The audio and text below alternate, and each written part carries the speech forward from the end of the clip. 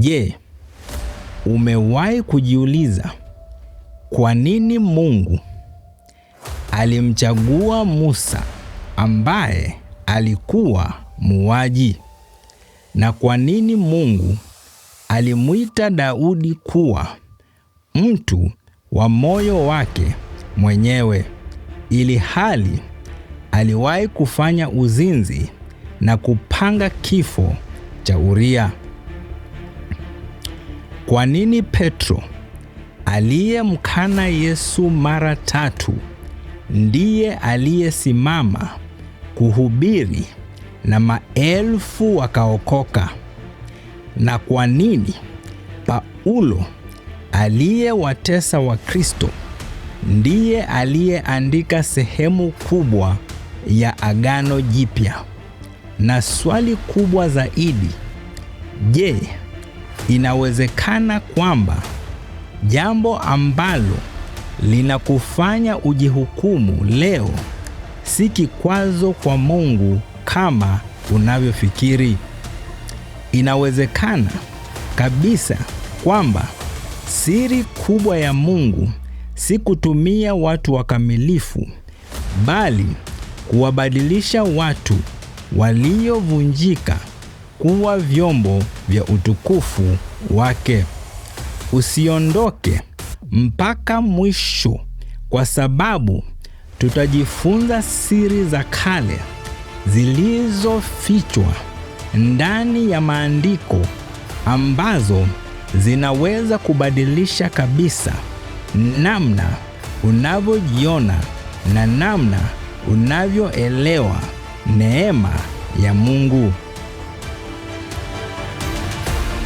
Kizazi cha leo kinaamini kuwa ili mtu atumiwe na Mungu lazima awe mkamilifu.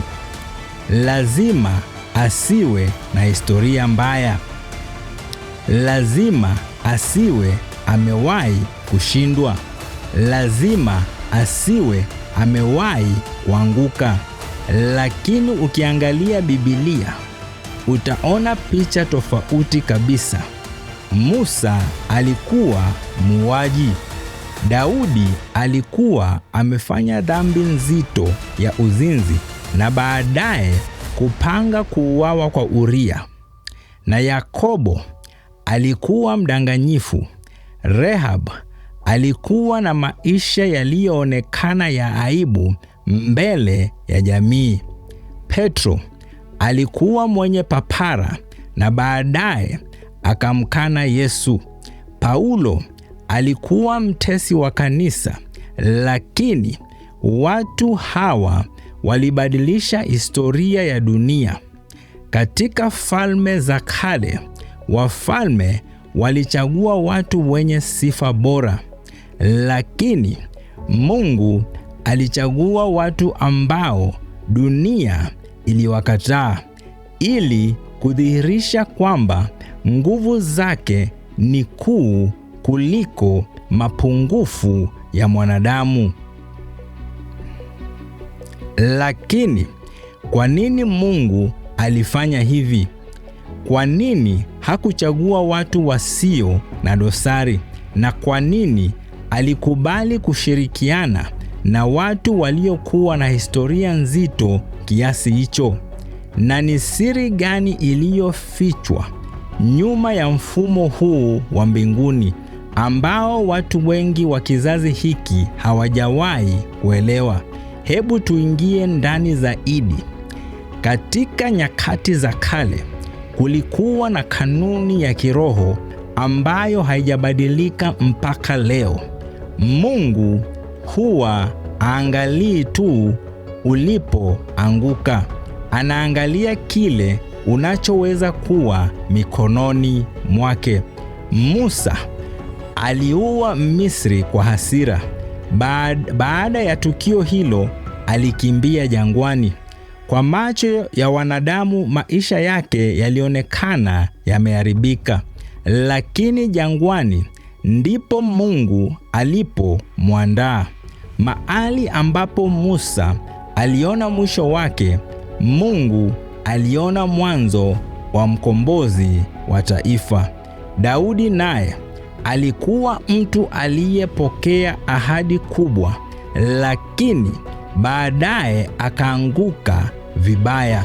Dhambi yake dhidi ya Bathsheba na Uria ilikuwa nzito, lakini tofauti yake haikuwa kwamba hakufanya kosa.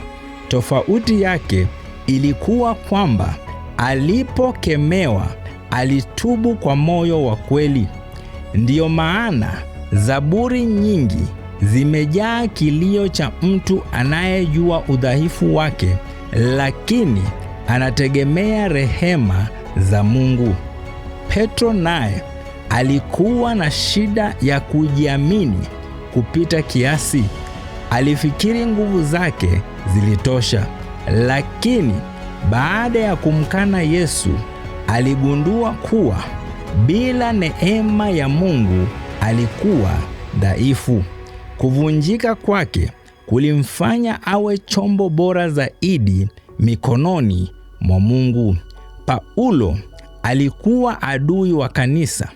Aliamini anamtumikia Mungu huku akiwatesa watu wa Mungu.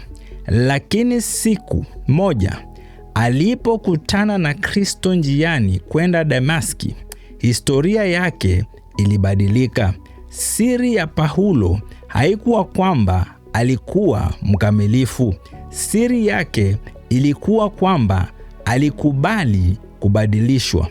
Siri ya kale iliyofichwa katika Biblia. Hakuna mahali ambapo Mungu alisubiri mtu awe mkamilifu ndipo amtumie.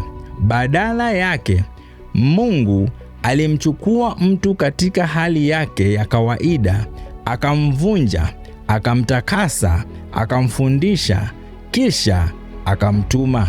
Hii ndiyo siri ambayo wengi hawajaielewa.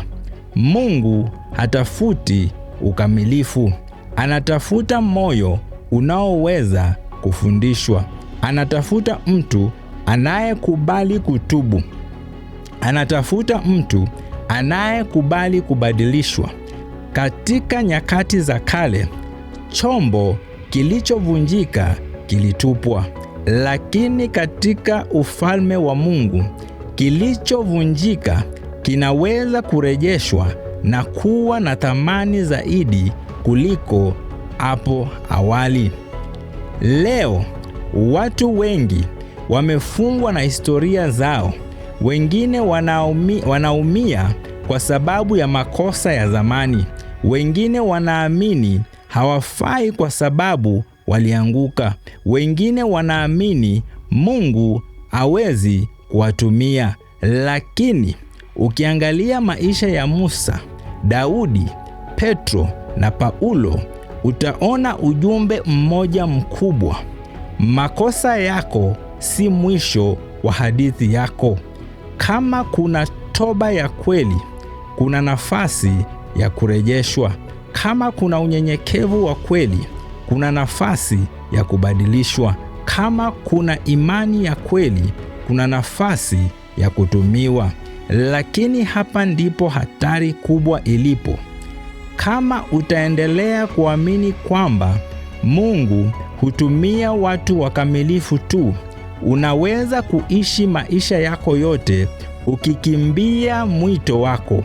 Unaweza kufa ukiwa umebeba kusudi ambalo halijawahi kutimizwa.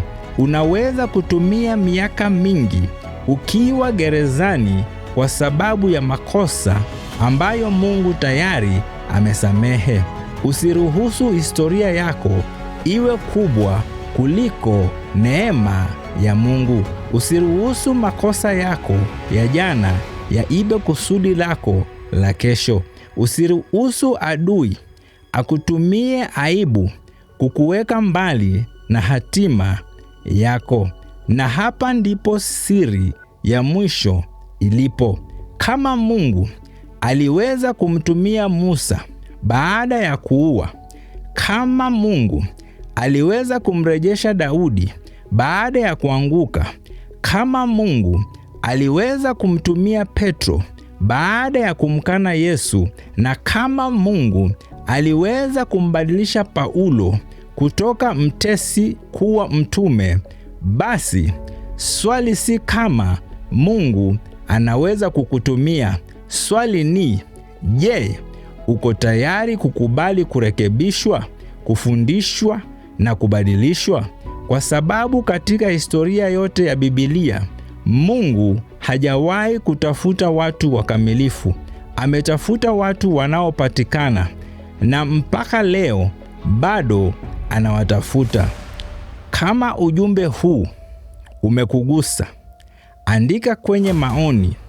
Neema ya Mungu ni kubwa kuliko historia yangu. Shiriki ujumbe huu na mtu anayejihukumu kwa makosa ya zamani na anayehitaji kukumbushwa kuwa Mungu bado anaweza kumtumia. Na pia kama unaweza, simama na huduma hii, maana ili iweze kukufikia inanigharimu. Na kama uko pale haujampokea Bwana Yesu, ningependa kukupa fursa hii ukaweze kumkaribisha ndani ya roho yako. Sasa rudia nyuma yangu, sema: Bwana Yesu, mimi ni mwenye dhambi, niko mbele zako, nisamehe leo dhambi zangu zote na makosa. Futa jina langu kwa kitabu cha hukumu, andika jina langu kwa kitabu cha uzima. Nimemkataa shetani na kazi zake zote. Nimekukubali Yesu uwe Bwana na mkombozi wa maisha yangu, kuanzia sasa na hata milele. Amen. Bwana Yesu asifiwe. Usikose mwisho wa wiki hii, tutakuwa tunazama ndani katika utafsiri wa ndoto. Nitakuwa ninakufichulia siri za metaphors na symbols ili ukaweze kujua namna ya kutafsiri ndoto zinazokusumbua na jinsi ya kuelewa maono ambayo Mungu anakuonyesha wakati wa mchana. Tuonane tena siku ijayo, wakati kama huu, mahali hapa hapa. God bless you and shalom.